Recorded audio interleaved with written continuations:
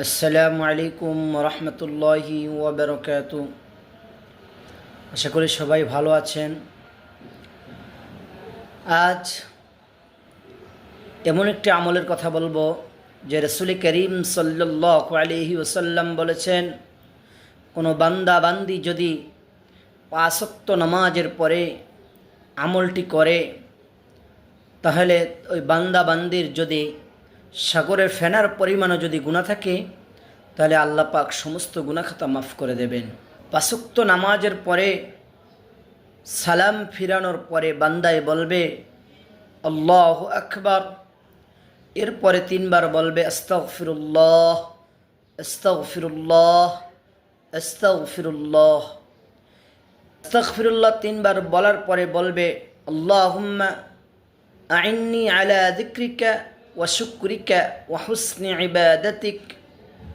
আল্লাহুম্মা আইন্নি আলা যিকরিকা ওয়া শুকরিকা ওয়া হুসনি ইবাদাতিক। এরপরে বলবে ৩৩ বার সুবহানাল্লাহ পড়বে, ৩৩ বার আলহামদুলিল্লাহ পড়বে, ৩৩ বার আল্লাহু আকবার পড়বে। এরপরে বলবে লা ইলাহা ইল্লাল্লাহু ওয়াহদাহু লা শারীকা লা লাহুল মুলকু ওয়া লাহুল হামদ ওয়া হুয়া আলা কুল্লি শাইইন কাদির। আল্লাহুম্মা লা মানিআ লিমা আ'তাইতা ওয়া লা মু'তিয়া লিমা মানা'তা ওয়া লা ইয়ানফা'ু যাল জাদ্দু মিনকাল জাদ্দ। কোনো বান্দা বান্দি যদি ৫ ওয়াক্ত নামাজের পরে এই আমলটি করে, তাহলে আল্লাহ পাক ওই বান্দা বান্দির সমস্ত গুনাহ খাতা মাফ করে দেবেন। যদিও গুনাহ খাতা যদি সাগরের সমুদ্রের ফেনার পরিমাণও যদি গুনাহ হয়ে থাকে, তাহলে আল্লাহ পাক সমস্ত গুনাহ খাতা মাফ করে দেবেন। আল্লাহ পাক আমাদের সবাইকে এই আমলগুলো করার তৌফিক দান করুন।